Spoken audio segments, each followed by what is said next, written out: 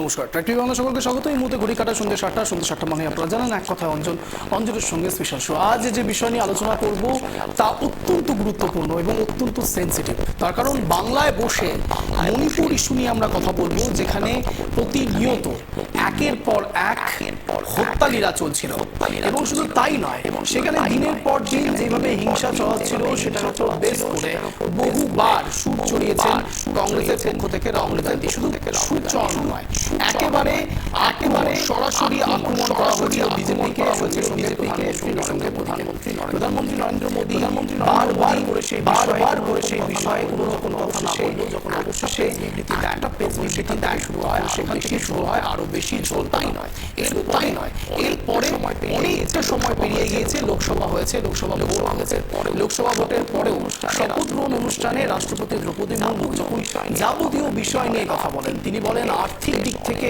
দেশ অনেকটা এগিয়ে গিয়েছেন, কিন্তু এই সব থাকা সত্ত্বেও মণিপুর ইস্যু নিয়ে তিনি স্পিক টু নট ছিলেন। আর সেই ইস্যুকে কেন্দ্র করেও রাষ্ট্রপতির দিকেও অনেক সময় অনেকেই আঙুল তুলেছিলেন। রাষ্ট্রপতির এবং প্রধানমন্ত্রী নরেন্দ্র মোদী প্রত্যেকের দিকেই যখন আঙুল উঠছে, ঠিক সেই সময়কালীন অবস্থাতে প্রধানমন্ত্রী নরেন্দ্র মোদী এখনো পর্যন্ত যখন অধিবেশন চলছে, সেই অধিবেশনে একবারও মণিপুর ইস্যু নিয়ে কোনো কথা বলতে চাননি। উল্টে রাহুল গান্ধী যতবার কংগ্রেসের তরফ থেকে বা বিরোধীদের তরফ থেকে INDIA জোটের পক্ষ থেকে যতবার মণিপুর ইস্যু নিয়ে কথা উঠেছে, ততবার নীরব থেকেছেন প্রধানমন্ত্রী নরেন্দ্র মোদী। প্রশ্ন উঠছে, নীরব কেন? মোদীবাবু কি তাহলে কোনো এক জায়গাতে একটু হলেও হেল্পলেস ফিল করছেন, নাকি কোনো পলিটিক্যাল প্রোপাগান্ডা বা অ্যাজেন্ডা রয়েছে যার জন্য এখনও পর্যন্ত মণিপুর ইস্যু নিয়ে কোনো কথা বলছেন না?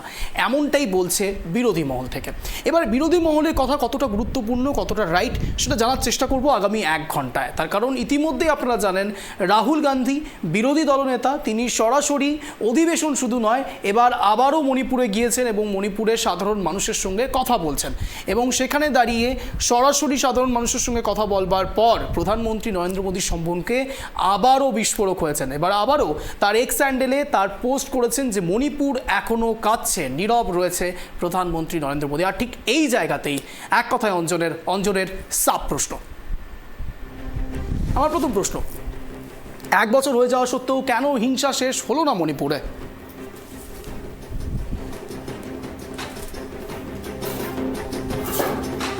আমার দ্বিতীয় প্রশ্ন, কবে যাবেন প্রধানমন্ত্রী মণিপুর?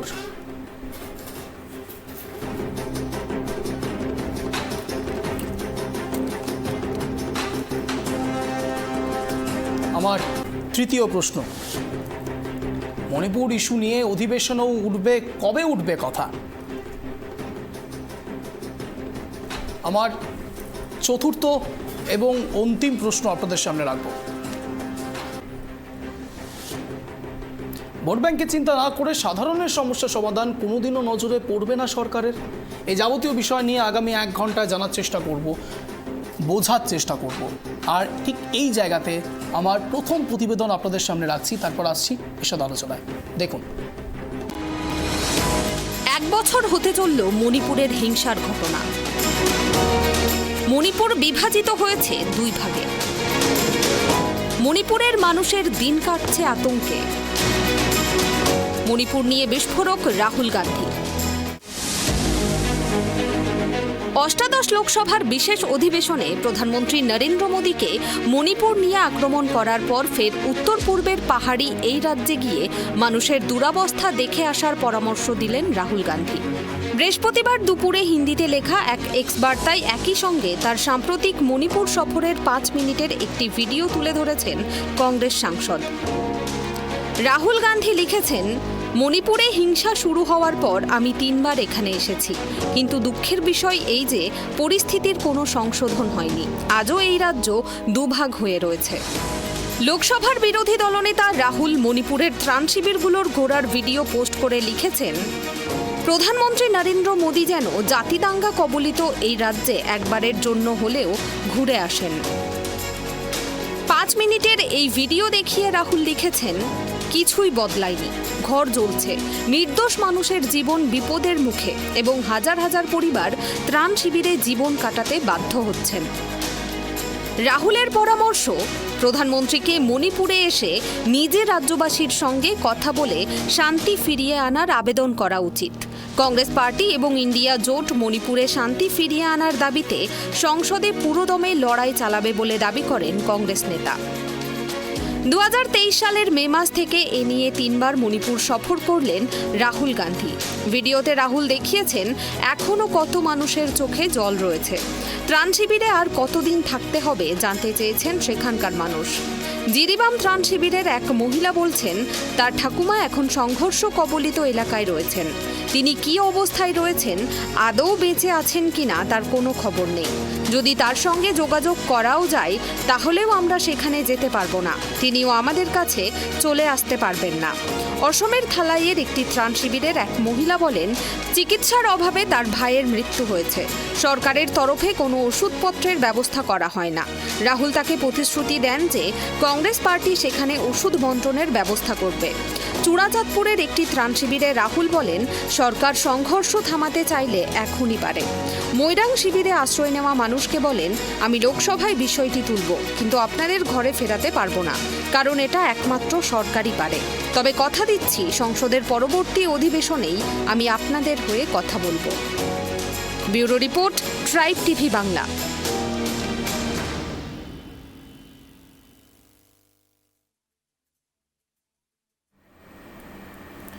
আমরা দেখছিলেন প্রতিবেদন, এবং প্রতিবেদন চলাকালীন অবস্থাতে 2-3টে জিনিস একটু বোঝার চেষ্টা করছিলাম। ঠিক কী কারণে তাদের মধ্যে এতদিন ধরে এত অশান্তির বাতাবরণ তৈরি হয়ে আছে, এবং এই বাতাবরণ কবে শেষ হবে, কবেই বা প্রধানমন্ত্রী নরেন্দ্র মোদী সেখানে যাবেন, এটা জানার চেষ্টা করি।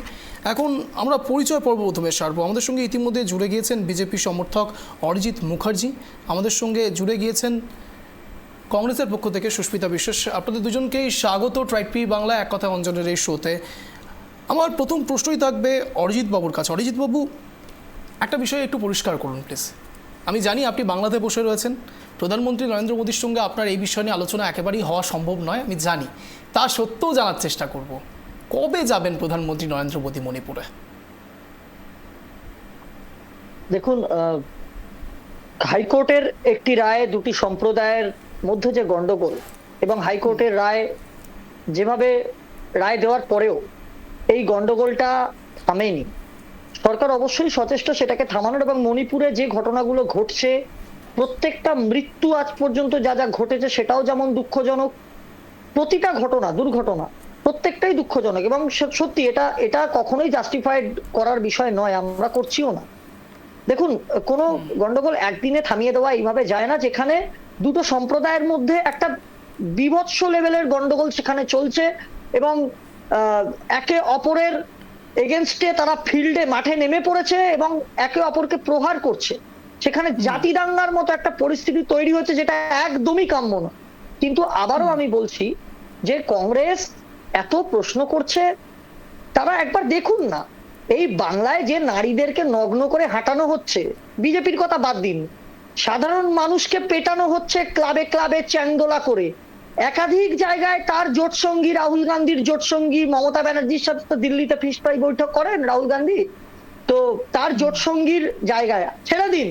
কংগ্রেসের কর্মী খুন হয়েছে তৃণমূলের সরকারের আমলে কদিন আগে, কংগ্রেসের যিনি প্রতিনিধি আছেন উনিও আশা করি বলবেন এটা। তখন কিন্তু রাহুল গান্ধী একবারও এসে কংগ্রেস কর্মীর পরিবারের পাশে দাঁড়ালেন না। কারণ আমরা কখনোই বলছি না যে যে ঘটনাটা ঘটেছে সেটা আলোচনা করার কি আছে, একদমই নয়, অবশ্যই আলোচনা করার বিষয়। এটা বিজেপি কখনোই চাইবে না এই জিনিসটা ঘটুক, কোনো সরকারই চাইবে না, এটা বিজেপি বলে না, কোনো সরকারই চাইবে না, এটা অত্যন্ত দুর্ভাগ্যজনক। কিন্তু শুধুমাত্র একটা রাজ্যকে নিয়ে রাজনীতি করা, আর অন্য রাজ্যে যখন আমার জোট সঙ্গীরা হত্যা লীলা চালাচ্ছে বিরোধীদের ওপর, সেখানে আমার দলের কর্মীরাও মরছে, তখন রাহুল গান্ধী বাংলা নিয়ে চুপ করে আছেন, একটাও প্রতিবাদ করছেন। অবশ্যই নরেন্দ্র মোদী গেলেই যে জিনিসটা মিটে যাবে আর না গেলেই যে মিটবে না, ব্যাপারটা এরকম নয়। সরকার অবশ্যই সচেষ্ট, এবং ওখানে আপনাকে বুঝতে হবে হাইকোর্টের একটা রায় বেরিয়েছিল দুটো সম্প্রদায়কে নিয়ে, কুকি আর মেইতি, এই সম্প্রদায়কে নিয়ে যে রায়, সেটার পরেই একটা গন্ডগোলের সূত্রপাত হয়, এবং জিনিসটা এমন পর্যায়ে চলে যায় মানুষ মানুষকে অবিশ্বাস করতে শুরু করে, তারা হাতে অস্ত্র তুলে নেয়, একটা হাতের বাইরে বেরিয়ে যাওয়ার মতো পরিস্থিতি তৈরি হয়। কেন্দ্রীয় সরকার, স্বরাষ্ট্র মন্ত্রক ইন্টেলিজেন্স কেন্দ্রীয় সরকারের তারা প্রত্যেক মুহূর্তে সচেষ্ট। আমরা যত তাড়াতাড়ি পারি আমাদের সরকার এই গন্ডগোল মেটানোর চেষ্টা করছে এবং আমাদের বিশ্বাস আগামী দিনে খুব তাড়াতাড়ি মণিপুর শান্ত হবে। কিন্তু এই বাংলার বুকে যে নারকীয় হত্যাকাণ্ড চলছে সেটা নিয়ে আমরা অত্যন্ত সন্দিহান। শুধুমাত্র মণিপুর নিয়ে কথা বলবো, শুধুমাত্র উত্তরপ্রদেশ নিয়ে কথা বলবো, কিন্তু বাংলার বুকে যেটা হবে সেটাকে আমরা চেপে যাব, এটা কোনোদিনও হতে পারে না। মণিপুর যেমন ভারতবর্ষের মধ্যে অবস্থিত একটা রাজ্য, ঠিক একইভাবে বাংলাও ভারতবর্ষের মধ্যেই অবস্থিত। বেশ, আমি আমি আমি সব মানছি। আমার প্রশ্ন, আমি জানি, আমি খুব ভালোভাবে এটা জানতাম যে আপনি খুব স্বাভাবিকভাবেই, এটা আপনার রাজনৈতিক সত্তা এবং যে কোনো পলিটিক্যাল পার্টিটা রাজনৈতিক সত্তার মধ্যে পড়ে, যে তাদের দিকে আঙুল উঠলে তারা অন্যের দিকে আঙুলটা খুব ভালো করে তুলতে পারেন এবং জাস্টিফাইডভাবে তোলেন, যে জায়গাতে কিছু বলার থাকে না। কিন্তু আমার প্রশ্ন কিন্তু শুধুমাত্র সেই জায়গাতে নয়।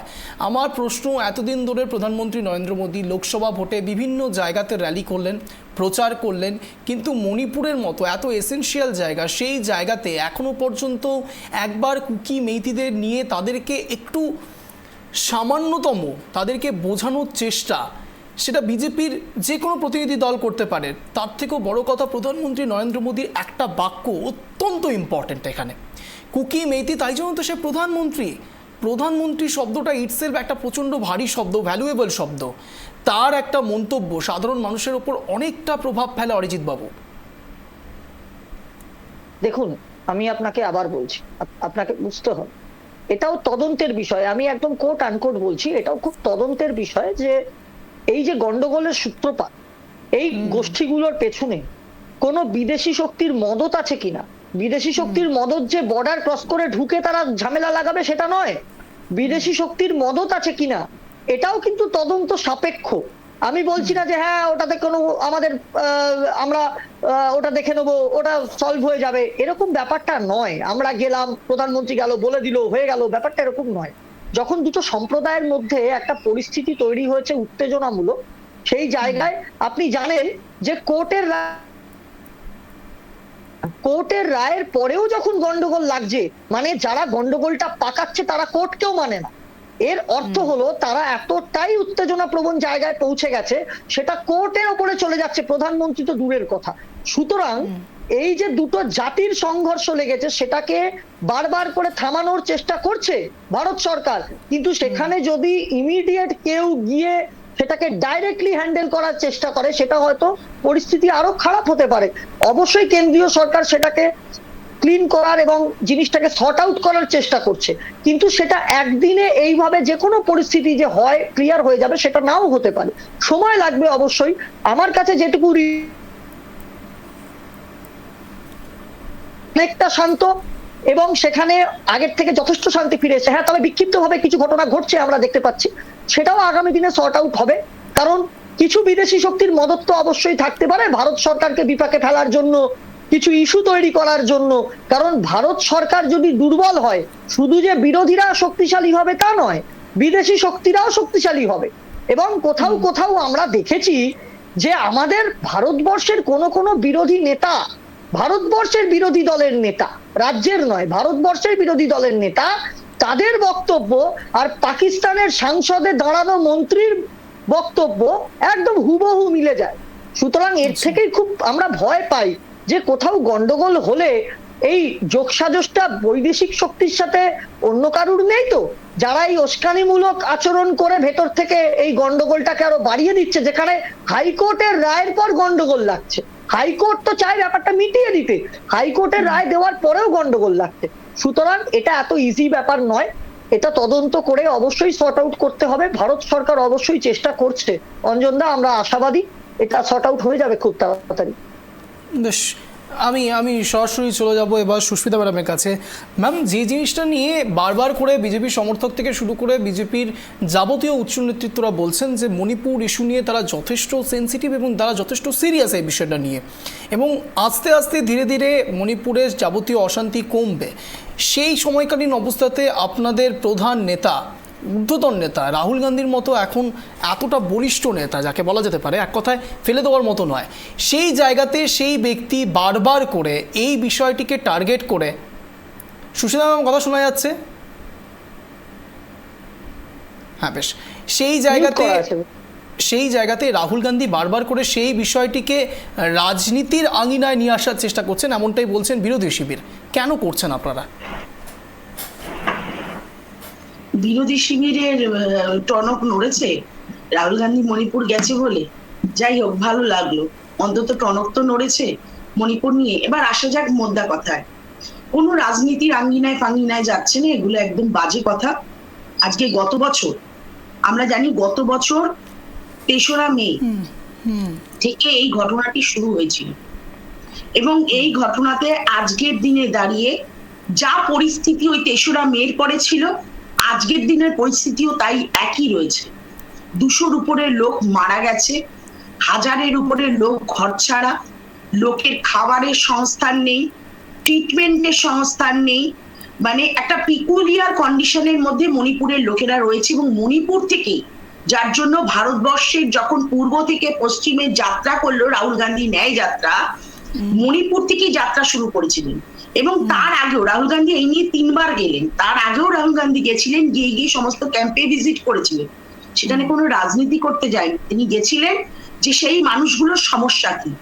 অথচ আমরা দেখলাম প্রধানমন্ত্রীকে, যে প্রধানমন্ত্রী একবারের জন্য মণিপুরে গেলেন না, এবং তিনি মণিপুরের বিষয়ে একটা কথা পর্যন্ত বললেন না।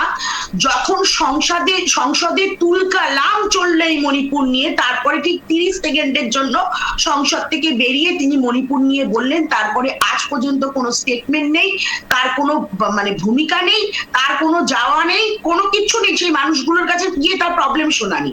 তার কারণ হচ্ছে, আজকে এই যে আমার বিজেপি বন্ধু অনেক কিছু বললো না, বৈদেশিক শক্তি অনেক কিছু বলে দিল, আমি শুধু ওকে একটা কথা বলতে চাই, it is totally created by BJP. এটা বিজেপি দ্বারা ক্রিয়েটেড। কেন?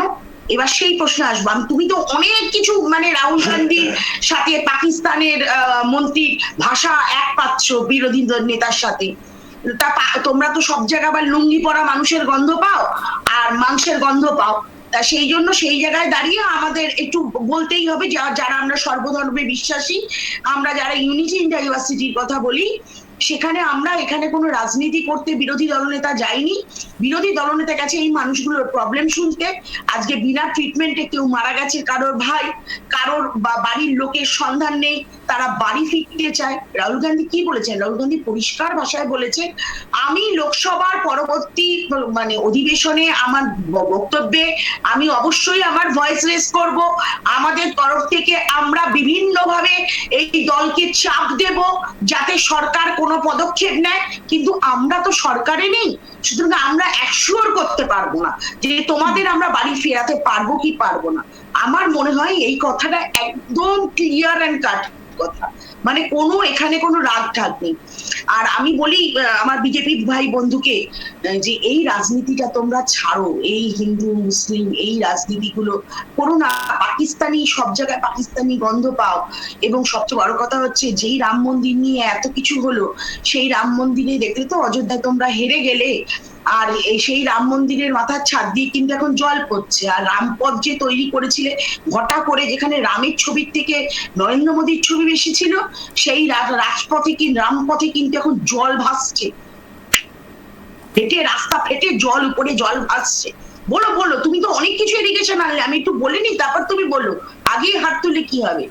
এবার বিষয়টা হচ্ছে সেই জায়গা থেকে দাঁড়িয়ে এবার একটা কথা আমরা বলি, মণিপুরে এই যে সমস্যাটা, এই যে কুকি আর মেইতেইদের যে সমস্যা, এর রুটে যেতে হবে। রুটে কি রকম? আজকে মেইতেইরা আর কুকিরা এমন, মানে মেনলি হচ্ছে এরা খ্রিস্টান যারা রয়েছে পার্বত্য এলাকায়, তাদের পার্সেন্টেজ খুব কম, এবং মেইতেইদের পার্সেন্টেজ বেশি যারা হিন্দু, যারা সমতলে রয়েছে। এই দুটো সম্প্রদায়ের মধ্যে চেষ্টা চালাচ্ছে বিজেপি সরকার যাতে সব সময় এই দাঙ্গাটা লেগে থাকে। তার কারণ, এর পিছনে কতগুলো কারণ আছে। এর পিছনে কারণটা হচ্ছে হিন্দু ভোটটা মণিপুরে পাচ্ছে বিজেপি, তার জন্য সরকারটা গঠন করতে পেরেছে। এবং তারা আজকে দুটো জিনিসের উপরে ভীষণভাবে জোর দিয়েছে। একটা হচ্ছে ওখানে প্রচুর আফিমের চাষ হয়, এই আফিমের চাষকে আইন সিদ্ধ করার জন্য বিজেপি কিন্তু মারাত্মকভাবে প্রচেষ্টা সেখানে চালাচ্ছে, 1 নম্বর পর। নম্বর পয়েন্ট হচ্ছে এই যে পার্বত্য এলাকা, এই পার্বত্য এলাকা জুড়ে অ্যাবান্ডেন্ট মিনারেলস আছে, অ্যাবান্ডেন্ট মিনারেলস, এবং এই মিনারেলস এর যে খনিজ পদার্থগুলোকে মানে মাইনিং করার জন্য টোটাল বরাতটা এরা কর্পোরেটদের হাতে তুলে দিতে চাইছে, আদানিদের হাতে। এবং সেই জায়গায় যদি এই কুকিদেরকে উৎখাত করে দিতে পারে, পার্বত্য এলাকাটা তারা ডমিনেট করতে পারবে, এইটা তারা জানে। এবং যার জন্য তারা চাইছে এই দাঙ্গাটা যাতে না থামুক, এই দাঙ্গাটা চলুক। কোর্টের অর্ডার, কিসের অর্ডার, কে মানছে? যে যাকে পাচ্ছে পুড়িয়ে মেরে দিচ্ছে, বোম ব্লাস্টিং হচ্ছে, চূড়ান্ত একটা অরাজকতা। কেন চলবে? আজকে আমার এই ভাই, বিজেপি ভাই, আমি তোমাকে বলছি, আজকে বাংলায় যেমন একটা কালিয়াগঞ্জে যেমন মেয়েটাকে নগ্ন অবস্থায় সুস্মিতা ম্যাম, আপনাদের কাছে আবারও আসছি, এই বিষয়ে কথা বলবেন আপনারা, কিন্তু এই বিষয় নিয়ে একটু শেষ করে নিই, আমি একটা কথা একটু শেষ করে নিই। জয় সিং যেমন মেয়েদেরকে ধরে মারে, আজকে বুলেট, আজকে জেসিপি, এরা যেমন মেয়েদের উপর অত্যাচার করে, আজকে যখন নগ্ন অবস্থায় কালিয়াগঞ্জে মেয়েটিকে টেনে নিয়ে যাচ্ছিল, ঠিক তেমনি ভাবে মণিপুরের আমার বোনটাকেও নগ্ন ভাবে প্যারেড করানো হয়েছিল। তা সুতরাং যখন বাংলায় মেয়েদের প্রতি তোমাদের এত দরদ, তখন তোমাদের মণিপুরেও দরদ থাকা উচিত ভাই। আমি বলবো মেয়েরা সবাই সমান, মেয়েরা মায়ের জাতি, এবং মেয়েরাই আজকে ভারতবর্ষের কেন সারা বিশ্বে ধ্বজাটা ধরে রেখেছে। বেশ বেশ বেশ, আপনাদের দুজনের কাছে আবারও আসবো, কিন্তু এর আগে একেবারে যেটা রাখবো, রাহুল গান্ধী ঠিক 5 মিনিটের একটি বক্তব্য পেশ করেছেন সোশ্যাল মিডিয়ায়, এবং রাহুল গান্ধী ঠিক কি বলেছেন একবার শোনাই, তারপর আসছি আলোচনায়, শুনুন। सोचा था कि अब मैं आया हूँ, काफ़ी समय बाद आया हूँ, तीसरी बार है। 1 साल पहले आया था, फिर भारत जोड़ो यात्रा में आया और अब आया हूँ। मैंने सोचा था कि ग्राउंड पे काफ़ी इम्प्रूवमेंट होगा, मगर दुख की बात है कि वो इम्प्रूवमेंट नहीं हुआ। कैंप्स में मैं कम्युनिटी से मिला, उनके दिल की बात सुनी, दर्द आंखों से देखा, सुना, और मैं सिर्फ ये कहना चाहता हूँ कि नफरत और हिंसा से आगे कोई रास्ता नहीं बनेगा। मोहब्बत से, भाईचारे से, रिस्पेक्ट से सॉल्यूशन निकल सकती है, बातचीत से सॉल्यूशन निकल सकती है। मैं राजनीतिक बात करने नहीं आया हूँ। गवर्नर से हमारी बात हुई, हमने उनको बताया कि देखिए, जो भी हम कर सकते हैं, कांग्रेस पार्टी कर सकती है, मैं कर सकता हूँ, हम करने के लिए तैयार हैं, मगर हम खुश नहीं हैं। जो प्रोग्रेस हुई है उससे हम खुश नहीं हैं, क्योंकि हमें नहीं लगा है कि प्रोग्रेस हो रही है।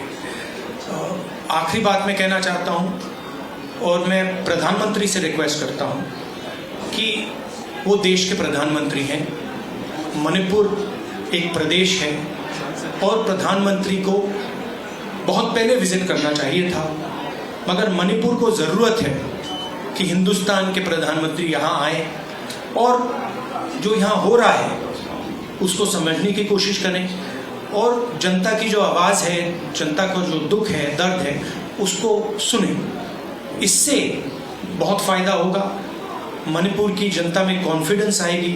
तो मेरी रिक्वेस्ट है कि प्रधानमंत्री को यहाँ आना चाहिए। मणिपुर के लोग भी चाहते हैं, शायद पूरा देश चाहता है कि प्रधानमंत्री यहाँ आकर जनता की बात सुने।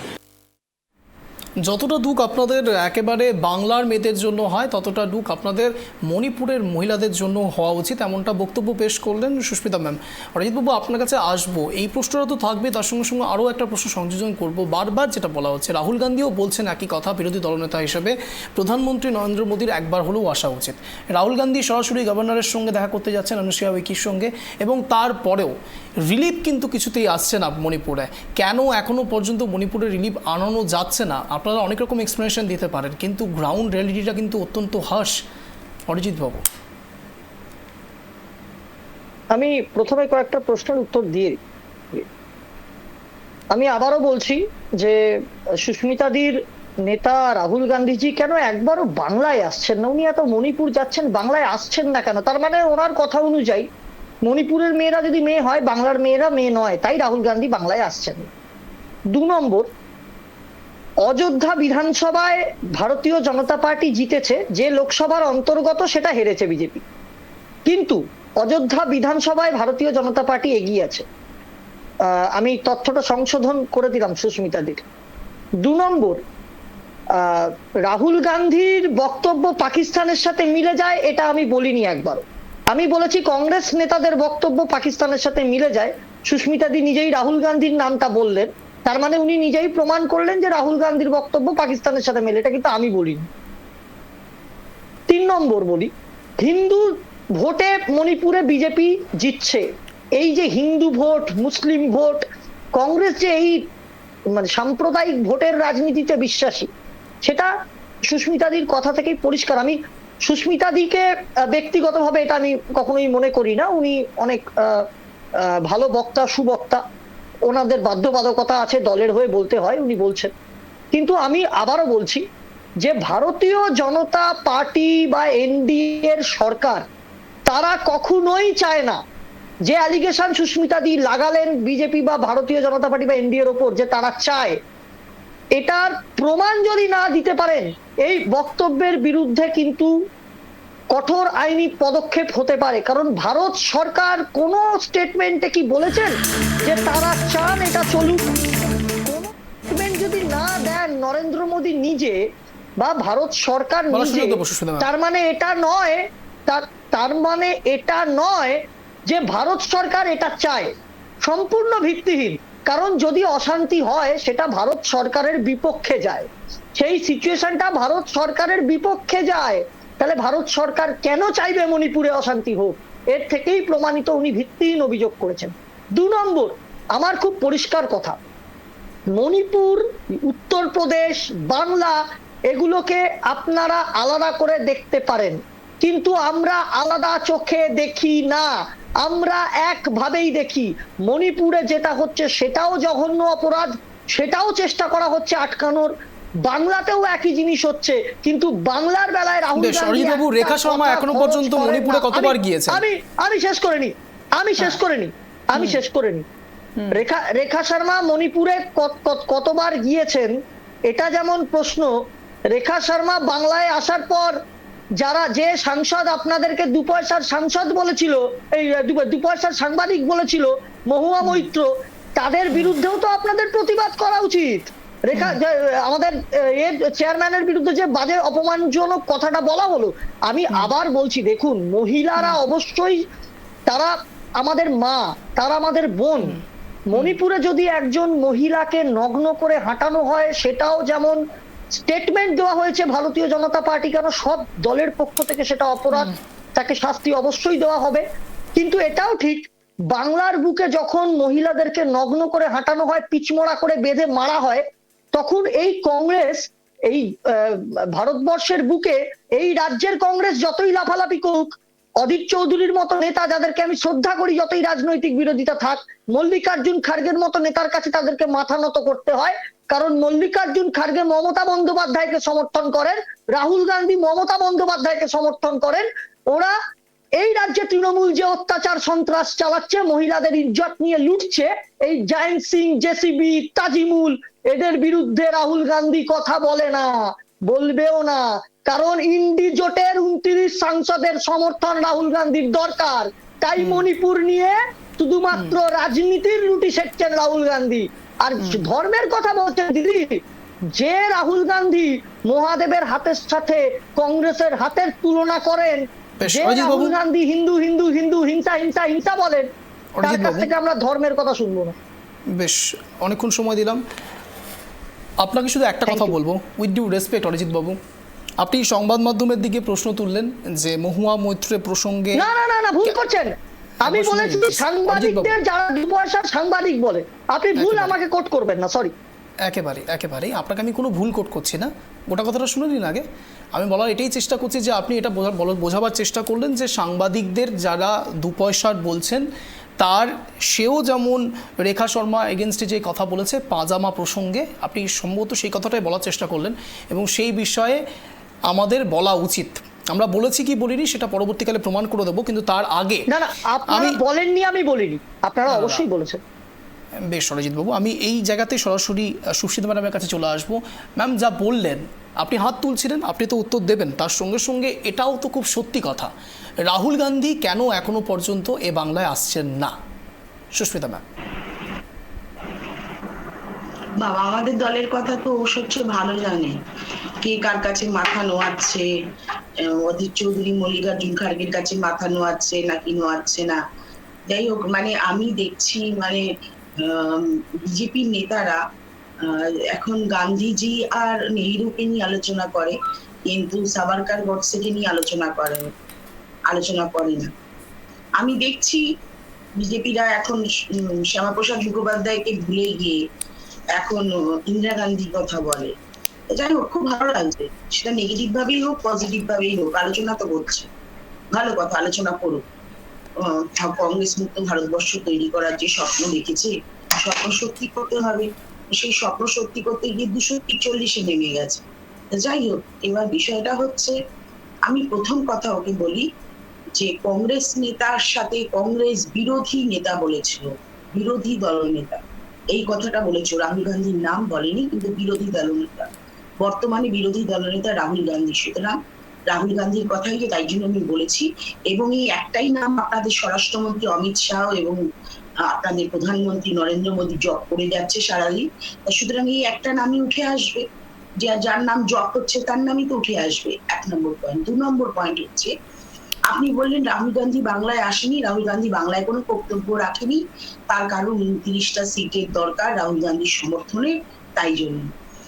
তাহলে আমি একটা কথা বলি যে রাহুল গান্ধী যখন ন্যায় যাত্রা শুরু করলো পূর্ব থেকে পশ্চিম, তখন কিন্তু রাহুল গান্ধী কিন্তু বাংলায় এসেছিলেন এবং 5 দিন হেঁটেছিলেন বাংলায়, এবং 5 দিন হেঁটে কিন্তু বাংলায় কি না করলে তো হবে না, 5 দিন বাংলায় হেঁটেছিলেন।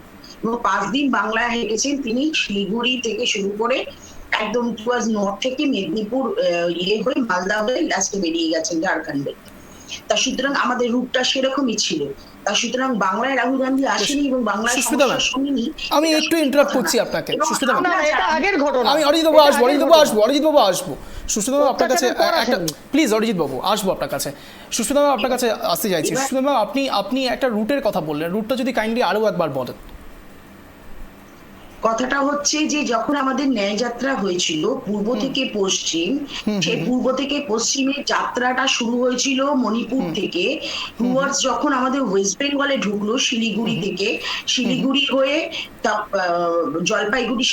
জলপাইগুড়ি, কুচবিহার এগুলো হয়ে তারা তিনি যখন ইয়েতে ঢোকেন, ঝাড়খণ্ডে ঢুকে যান একদিনের জন্য, আবার বেরিয়ে সেখান থেকে মুর্শিদাবাদ মালদা করে তিনি আবার ঝাড়খণ্ডে ঢোকেন। যাত্রা করছিলেন, বেশ, মুর্শিদাবাদ মালদা হয়ে তিনি বেরিয়ে গেলেন। বেশ, আমার এখানে প্রশ্ন রয়েছে একটা, সুস্মিতা ম্যাম। আমি বলতে চাইছি যে রাহুল গান্ধীর যে যাত্রা ছিল, সেই যাত্রাটার নাম কি?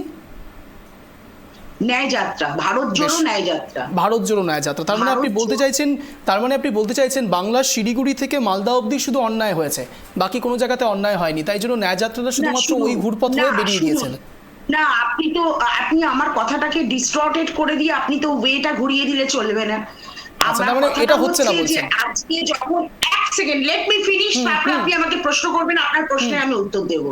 এতটা পালস আপ হয়ে গেলে খুব মুশকিল, সুস্মিতা ম্যাম। পশ্চিমে একটা যাত্রা টেম্পার লস করবেন না। পারফেক্ট একটা, আমি একটু বলে নিই, পারফেক্ট একটা রুট তৈরি হয়েছে। সেই রুট তৈরি হয়েছে, রুট অনুযায়ী তো পাঠ পড়েছে, সব জায়গা তো কভার করতে পারেনি। আজকে ইউপি মধ্যপ্রদেশে যখন ঢুকেছে, ইউপি মধ্যপ্রদেশে সব জায়গা তো কভার করতে পারেনি।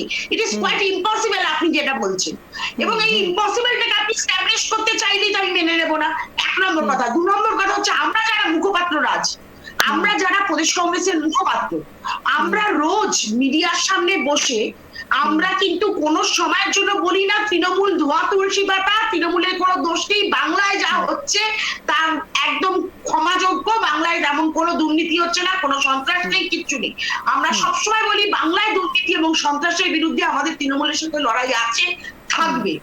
বাট আমরা মনে করি বিজেপি আমাদের জন্য সবচেয়ে বড় থ্রেট, সারা ভারতবর্ষের জন্য থ্রেট, ভারতবাসীর জন্য থ্রেট। তার কারণ এই সাম্প্রদায়িক বাতাবরণ যে তৈরি করে রেখেছে বিজেপি। এইটা যে আপনারা বললেন না, আমরা বলছি মুসলিম ভোট, আমরা বলছি না, আপনারা বলছেন। আপনারা সংবিধানটাকে বদলে দেওয়ার চেষ্টা করছেন, আপনারা হিন্দু রাষ্ট্র তৈরির কথা বলছেন আপনাদের নেতাদের। যদি আর্কাইভে থেকে থাকে, আমি অ্যাঙ্কারকে চালাক স্বরাষ্ট্রমন্ত্রী কতবার হিন্দু রাষ্ট্র গড়ার কথা বলেছেন, এবং নট অনলি সবচেয়ে বড় কথা দ্যাট, নট হচ্ছে অনলি দ্যাট, অধিবেশনের এই যে- সময় তো একজন বিজেপি নেতা সরাসরি বলেছেন জয় হিন্দু রাষ্ট্র। হ্যাঁ, একদম হিন্দু রাষ্ট্র, এবং তাদের হোম মিনিস্টার পরিষ্কার বলেছে আমরা যদি জিতে আসি আমরা হিন্দু রাষ্ট্র তৈরি করব, একদম এই ল্যাঙ্গুয়েজ, জাস্ট এই ল্যাঙ্গুয়েজ। সেই জায়গায় দাঁড়িয়ে আজকে সে আমাকে তকমা দিতে চাইছে, দিক, ও তকমা দিক, তাতে আমার কিছু আসে যায় না, যে আমরা বলছি যে হিন্দু ভোট। এবং আরেকটা জিনিসও বললো, ভয়ানক জিনিস যেটা বললো, আমরা বলা যে শুরু তো বলো এলিগেশন আনছি সেই এলিগেশন, এক সেকেন্ড, আমরা যে এলিগেশন আনছি সেই এলিগেশনের এগেইনস্টে আইনি পদক্ষেপ হতে পারে। আমি বলবো তুমি নাও, তুমি যদি পারো তুমি আমার বক্তব্যের এগেইনস্টে আইনি পদক্ষেপ নাও, আর আমি যদি ক্ষমতা থাকে আমি তোমাকে দেখাবো আইনি পদক্ষেপ নেওয়া কিরম যায়। তুমি যে কথাটা বলেছো যে বিশ্ব দরবারে বাইরের দেশের সাথে আমরা কানেকশন রেখে আমরা যে কোনো অশান্তি পাঠাচ্ছি না, একবারও বলিনি, বলেছি তদন্তের বিষয়ে। আপনি ভুল তথ্য দিচ্ছেন মিডিয়াতে, আপনি ভুল তথ্য দিচ্ছেন মিডিয়াতে, ভুল তথ্য দিচ্ছেন মিডিয়াতে, আপনি ভুল তথ্য দিচ্ছেন। আমি বলেছি বৈদেশিক শক্তির হাত আছে কিনা তদন্তের বিষয়। আবারও বলছি বৈদেশিক শক্তির হাত আছে কিনা অবশ্যই সেটা খতিয়ে দেখার দরকার আছে, তদন্তের বিষয়। আর একটা কথা আপনাকে বলি, আপনি যে সম্পূর্ণ ভুল কথা বলছেন, আবার বলছি আপনি যে প্রমাণ ছাড়াই বললেন ভারত সরকার চায় এই গন্ডগোল হোক, আমি আবার এই সপক্ষে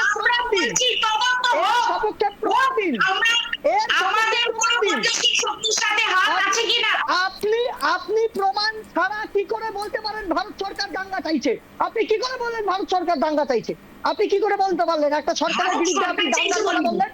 ভারত সরকার চাইছে বলে বিজেপি চাইছে, বিজেপি, ভারত সরকার আর বিজেপি এক না, ভারত সরকার আর বিজেপি এক না। তার মানে আপনি বলছেন যে বিজেপি যারা সরকারে আছে তারাই দাঙ্গা চাইছে? আপনি কি করে প্রমাণ ছাড়া বলতে পারেন? আপনি কি করে বিজেপি দলের সভাপতি কে? বিজেপি দলের সভাপতি একটা উদাহরণ দেবো। আপনারা তো এত ভালো, আপনারা এত মহারাষ্ট্রে যখন আপনার সরকার ছিল উদ্ধব ঠাকরে আর কংগ্রেসের, তখন এই গণপিটুনিতে হত্যা করা হয় গণপিটুনিতে হত্যা করা হয় একজন সন্ন্যাসীকে, তখন আপনার কংগ্রেস চুপ ছিল কেন? বাংলায় যখন আনন্দমার্গী সাধুদেরকে পুড়িয়ে মারা হয়, তারপরে কেন? লজ্জা হওয়া উচিত আপনার। তৃণমূলের বিরুদ্ধে কথা বলেন না, আরে শাসক দলের বিরুদ্ধে কথা বলেন না।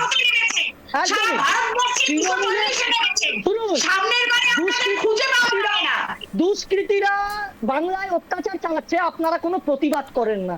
দুষ্কৃতীরা বাংলায় কংগ্রেস কর্মীদের খুন করছে, আপনারা প্রতিবাদ করছেন না। আপনার প্রতিবাদ নেই, আপনি খালি এই চেঁচিয়ে মানুষকে দাবানোর চেষ্টা করেন, এটাই আপনাদের কালচার। ওই 99 না 100-তে পাননি, 543-এ পেয়েছেন। 240-এর কথা বললেন না একটু আগে, 543-এ 99 পেয়েছেন।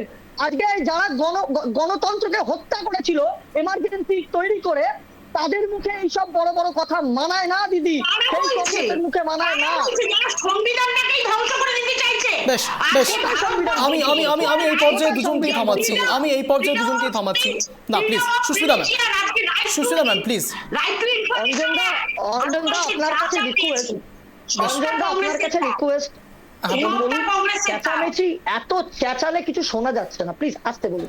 আমি দুজনকেই বলছি এখন এই মুহূর্তে, আমি একটু দুজনকে থামাচ্ছি। যে বিষয় নিয়ে আমরা কথা বলছিলাম মণিপুর ইস্যু, আপনি সেটা নিজে শুনতে পাচ্ছেন না, তাই আমি দুজনকেই বলছি, নো পার্সোনাল অ্যাটাক, আমি দুজনকেই বলছি। সুস্মিতা ম্যাম প্লিজ, অরিজিৎ বাবু আপনাকেও বলছি, দুজনকেই বলছি। যে বিষয় নিয়ে আমরা আলোচনা করছি, মণিপুর ইস্যু নিয়ে আলোচনা করছি, এবং সেখানে ন্যায়যাত্রা অত্যন্ত ইম্পর্টেন্ট। তার কারণ এই ন্যায়যাত্রার প্রসঙ্গ থেকেও কিন্তু মণিপুরের ইস্যুটা একদিকে ডাইভার্ট হয়েছিল। আমার প্রশ্ন শুধুমাত্র কিছু কিছু জায়গাতে, ভারত সরকার হোক, বিজেপি হোক, আর যারাই হোক না কেন, মণিপুর এখনও জ্বলছে, এটা সবথেকে বড় ফ্যাক্ট। আর এই ফ্যাক্টকে কেউ আপনারা কোনোভাবেই অস্বীকার করতে পারবেন না। সেই জায়গাতে দাঁড়িয়ে কুকি হোক, মেইতি হোক, যাই হোক না কেন, এই পর্যায়ের সূত্রপাত কোথা থেকে সেটা জানার চেষ্টা করব। কিন্তু সময় এখন একটা ছোট্ট ফিরছি বিরতির পর, কোথাও যাবেন না, দেখতে থাকুন ট্রাইব টিভি বাংলা, এক কথায় অঞ্চল।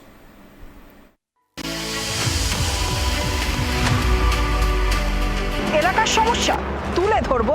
ফিরে এলাম বিরতির পরে। যে বিষয় নিয়ে আমাদের আলোচনা চলছে, মণিপুর এখনও জ্বলছে এবং সেই ইস্যুকে কেন্দ্র করে রাহুল গান্ধী একেবারে বিস্ফোরক এবং সরাসরি তিনি প্রধানমন্ত্রী নরেন্দ্র মোদীর দিকে তোপ দাগছেন। এবার সেই জায়গাতে দাঁড়িয়ে একেবারে স্থানীয় বাসিন্দারা ঠিক এই বিষয়ে কি বলছে একবার শোনাই, তারপর আসছি আলোচনায়, শুনুন। अभी तक मोदी जी और मणिपुर सरकार सेम बिरेन अभी तक यहाँ पर जिरीबाम पर एक दिन भी नहीं आए थे। राहुल गांधी जी यहाँ आकर हम लोग के बारे में कैसे चल रहा है, बच्चा लोग को भी पढ़ाई कैसे चल रहा है और डॉक्टर पुलिस क्या क्या कमी है सब पूछती है। हम लोग का घर भी सब जला दिया। हम लोग के पास वेपन भी नहीं है, कुछ भी नहीं है। हम लोग अपना घर नहीं है, अपना जमीन नहीं है, अभी वो लोग आराम से घूम रहा है। कोई हम लोग को मदद के लिए चिल्ला रहा है, कोई हम लोग को मदद नहीं कर रहा है। वो लोग सुन क्यों नहीं रहा है? हम लोग को क्या कोई प्यार नहीं है? সুস্মিতা ম্যাম হয়তো আমাদের সঙ্গে ইতিমধ্যে এখনো জুড়ে যাবেন, আমি জানি না দর্শকরা যারা আছেন তারাও হয়তো শুনলেন বাইকটা, এবং অরিজিৎবাবুও শুনলেন। অরিজিৎবাবু, সব কিছু ঊর্ধ্বে গিয়ে, রাজনৈতিক বাতাবরণের ঊর্ধ্বে গিয়ে একটা বিষয় আপনারও হয়তো কানে লেগেছে এবং খারাপও লাগা অত্যন্ত স্বাভাবিক। মানুষগুলো বলছেন ঘর নেই, তাদের কাছে কোনো উইপেন নেই, কোনো জমি নেই, অর্থাৎ বাসস্থান থেকে শুরু করে তাদের ন্যূনতম বাঁচার জন্য, সার্ভাইভ করার জন্য যে জিনিসগুলো অত্যন্ত দরকারি সেটাও তাদের কাছে নেই। অসহায়ের মতো তারা বক্তব্য রাখছেন। সংবাদ মাধ্যমের কর্মীদের যখন তিনি বক্তব্য পেশ করছেন তারা রীতিমতো অসহায়ের মতো কথাগুলো বলছেন, যেন তারা মনে করছেন যে সংবাদ মাধ্যমের কর্মীরা তাদেরকে কিছু ব্যবস্থা করে দিতে পারে এবং সেই মেসেজগুলো হয়তো পৌঁছে দিতে পারে বিজেপির সমর্থক থেকে শুরু করে প্রধানমন্ত্রী নরেন্দ্র মোদীর কাছে। আমি কেন এই দুজনের নাম নিলাম, তার কারণ এই স্থানীয় বাসিন্দারাই সরাসরি রাহুল গান্ধী নিয়ে বলছে যে রাহুল গান্ধী অ্যাটলিস্ট আসছেন এবং এসে তাদের সম্বন্ধে জিজ্ঞেস করছেন। দেখুন, এটা রাজনীতি করার সময় নয়, আপনি নিজেই বলছেন অরিজিৎবাবু যে এটা রাজনীতি, এটা নিয়ে রাজনীতি করার কোনো জায়গা নেই। সেই জায়গাতে স্থানীয় বাসিন্দারা বলছে, স্থানীয় মানুষ বলছে যে রাহুল গান্ধী আসছেন, তাদের সম্বন্ধে জিজ্ঞেস করছেন, ন্যূনতম হলেও তারা মানসিক জোরটা পাচ্ছেন। কিন্তু প্রধানমন্ত্রী নরেন্দ্র মোদী আসতে পরে তাহলে কতটা জোর একবার পাবে ভেবে দেখুন অরিজিৎবাবু। অবশ্যই দেখুন, তারা তাদের ব্যক্তিগত মত জানাবে। দেখুন, সুস্মিতা দি আমার শত্রু নয়, আমার রাজনৈতিক বিরোধিতা আছে, আবারও বলছি। ওনার বিরুদ্ধে আমি কিছু বলছি না, আমি খালি বলছি উনি যেটা বলবেন তথ্য সমেত বলুন, না হলে জিনিসটা খারাপ দিকে যায়। আমার পরিষ্কার বক্তব্য যে রাহুল গান্ধী যে মণিপুরে গেছেন এটা নিয়ে আমাদের কোনো প্রবলেম নেই। আর আমরা এই ধরনের রাজনীতি করি না যে রাহুল গান্ধীর জোট সঙ্গী তৃণমূলের মতো যে বিরোধীদেরকে পৌঁছতেই দেবেন। রাহুল গান্ধী গেছেন, মানুষের পাশে দাঁড়িয়েছেন, যদি সেটা ফলপ্রসূ হতো তাহলে তো এই যে অশান্তিটা সেটা থেমে যেত। তার মানে রাহুল গান্ধী গিয়েও এটা থামাতে পারেননি। সুতরাং এর থেকে প্রমাণিত যে কেউ গেলেই যে থেমে যাবে সেটা নয়, রাহুল গান্ধী নিজেই প্রমাণ করে দিয়েছে। আমি এবার অন্য কথায় আসি, আমার খুব পরিষ্কার কথা। দেখুন, আমি আবার বলছি, দুটো সম্প্রদায়ের মধ্যে একটি রায়কে ঘিরে যে অশান্তির বাতাবরণ তৈরি হয়েছে সেটা অত্যন্ত দুর্ভাগ্যজনক। আমি বারবার করে এই কথাটা বলছি, সুস্মিতা দি আমার কথাটাকে মিস ইন্টারপ্রেট করলো, যদিও সেটা রেকর্ড আছে, আপনারা শুনে নেবেন।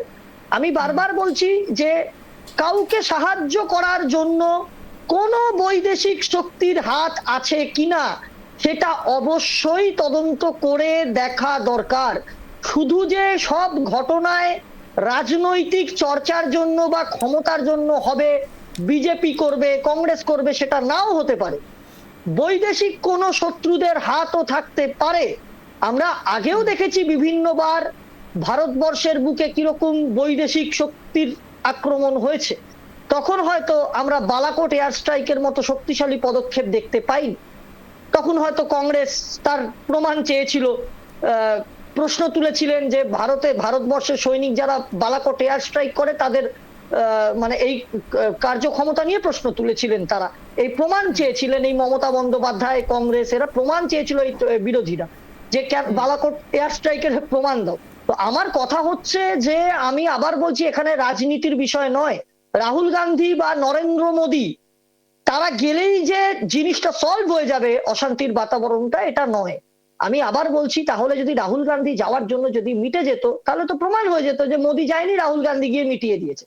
এটা এইভাবে শর্ট আউট হয় না, এটা ধীরে ধীরে আস্তে আস্তে শর্ট আউট করতে হবে। কেন্দ্রীয় সরকার সেই প্রচেষ্টা সব রকম ব্যাপারে তারা সহায়তা দিচ্ছে।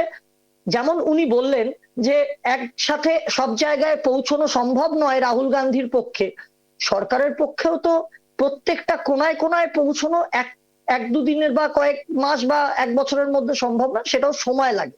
হয়তো সরকার সেই জায়গাটা শান্ত করার চেষ্টা করছে, আবার সেটা পরবর্তীকালে উত্তপ্ত হচ্ছে। সুতরাং আপনাকে বুঝতে হবে কোনো জিনিস কাম্য নয়। আমি আবারও বলছি, রাজনীতির কাদা ছোড়াছুড়ি রেখে যেমন সরকারের দায় তেমন বিরোধীদেরও দায় সেই জায়গাটাতে মিলিতভাবে একসাথে শান্তি ফেরানো।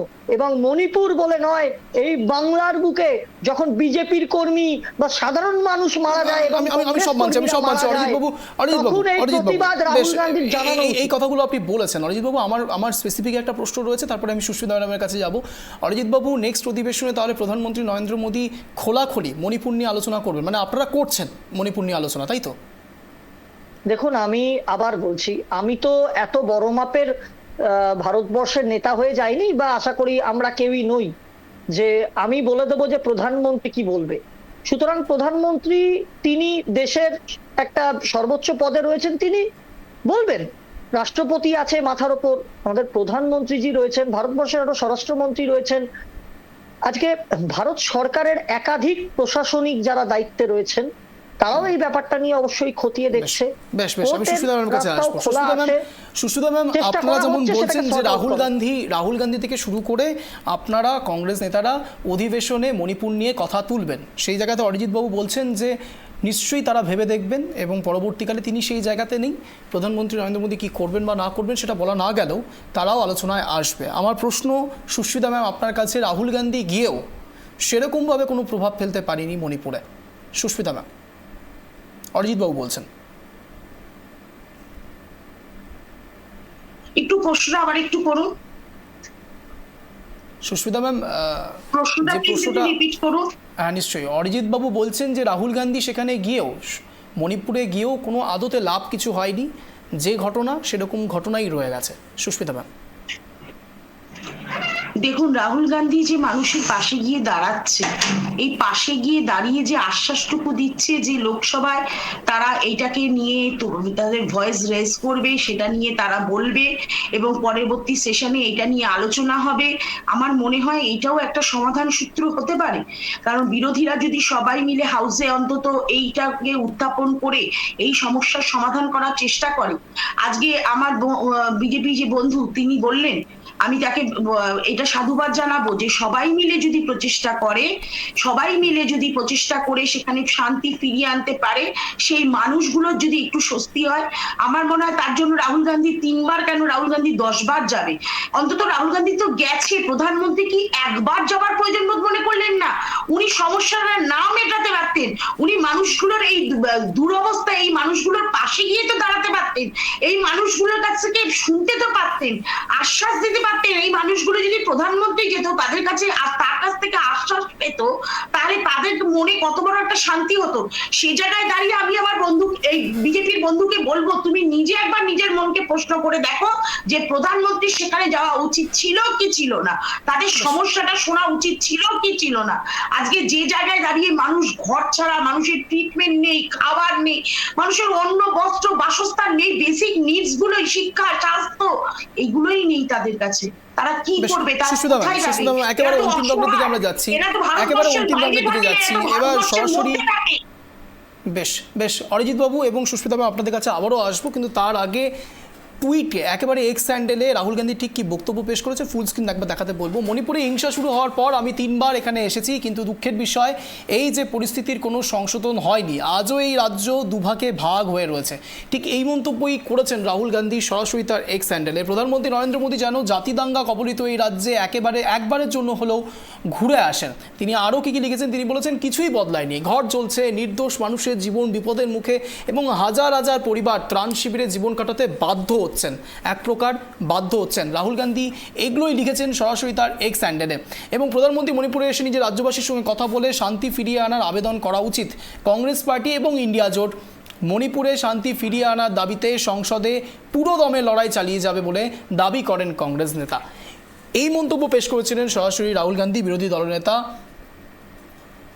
তার এক্স হ্যান্ডেলে। আর ঠিক এই জায়গাতে আপনাদের সামনে অরিজিৎবাবু যে কথা আপনি বললেন মণিপুর ইস্যু নিয়ে, আই এম সরি অরিজিৎ বাবু, কিন্তু একটা জিনিস অত্যন্ত পরিষ্কার করা খুব দরকারি। কখনো শাসক শিবির এই রাজ্যের, কখনো বা বিরোধী শিবিরের আপনারা, কখনো বা বিভিন্ন সময় বিভিন্ন স্টেটের বিভিন্ন শাসক বিরোধী দলেরা সংবাদ মাধ্যমের দিকে একটু হলেও ইনডিরেক্ট বা ডিরেক্টলি আপনারা আঙুল তোলেন। আর ঠিক এই জায়গাতে অরিজিৎবাবু একটা প্রিক্যাপ শুধু আপনাদের সামনে রাখবো, সেই প্রিক্যাপটা একবার হলেও আপনি দেখুন। আপনাকে কোনোভাবে ইন্টেনশনালি হার্ট করা বা টার্গেট করা আমার উদ্দেশ্য নয়, কিন্তু একবার দেখা উচিত আপনার। প্রিক্যাপটা একবার দেখাবো।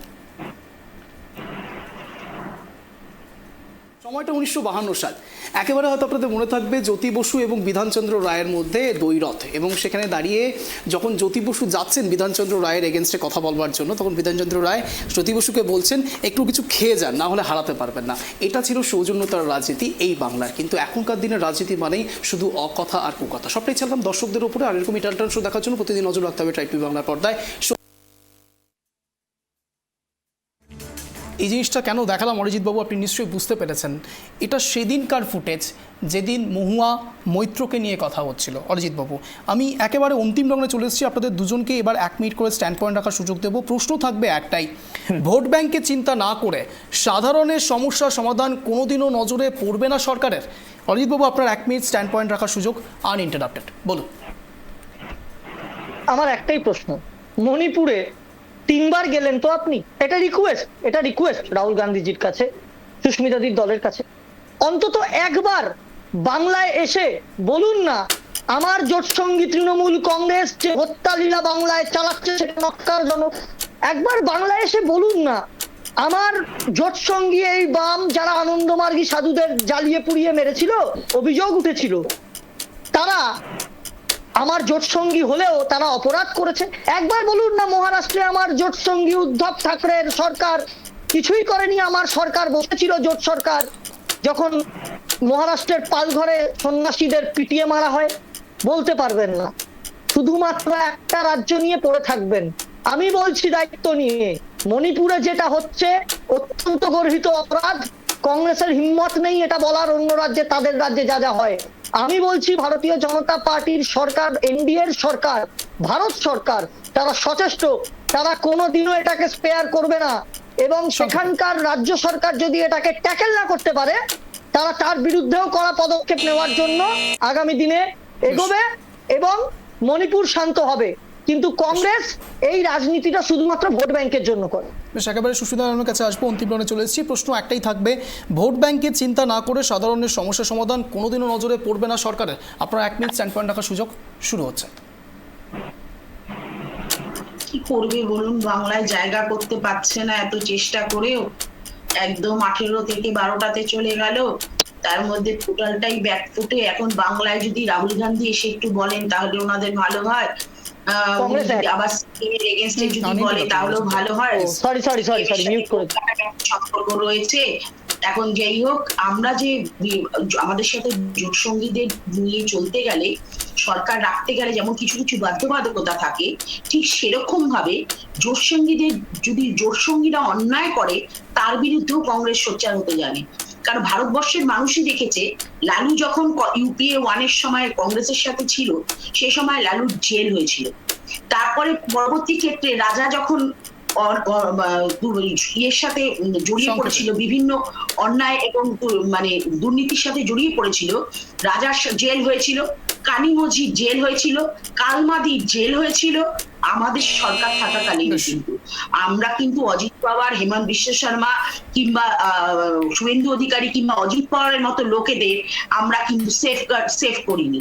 সুতরাং বিজেপির মুখে মানায় না যারা বলে না খানে দুঙ্গা, আর মন কি বাত শুনিয়ে যাচ্ছে ভারতবর্ষের মানুষের মন কি বাত। একেবারে অন্তিম রঙে এসে পালস আপ হচ্ছে, আপনাদের দুজনকে থামাতে আমি বাধ্য হচ্ছি, কিছু করার নেই, একদম সময় নেই, সময় হাতে নেই একদম। আপনাদের দুজনকে অশেষ ধন্যবাদ ট্রাইব টিভি বাংলায় আসার জন্য, এক কথা অঞ্জনে এই শোতে যোগদান করার জন্য। যে কথা বলে আজকের এই স্পেশাল শো শেষ করতে হচ্ছে, মূলত এই দ্বৈরথ চলতে থাকবে, প্যানেল ডিসকাশনে এই দ্বৈরথ অত্যন্ত নর্মাল, কিন্তু ভারতে সমগ্র দেশে এই প্রশ্ন এখন জ্বলন্ত। মণিপুর জ্বলছে, কবে থামবে মণিপুরের এই জ্বলনি এবং এই আঘাত? কবেই বা শেষ হবে এই আঘাতের চিহ্নগুলো, কবেই বা মলম লাগাবে ভারত সরকার? সরাসরি প্রশ্ন তুলছে বিরোধী শিবির। আর আমাদেরও নজর রয়েছে কবেই বা প্রধানমন্ত্রী নরেন্দ্র মোদী এবং রাহুল গান্ধী সরাসরি এই বিষয় নিয়ে একসঙ্গে এই বিরোধী এবং শাসকের তরজা শেষ করে মণিপুরের জন্য লড়াই করবে। এরকমই টানটান শো দেখার জন্য প্রতিদিন 7টায় নজর রাখুন ট্রাইব টিভি বাংলার পর্দায়, এক কথায় অঞ্চলে। নমস্কার।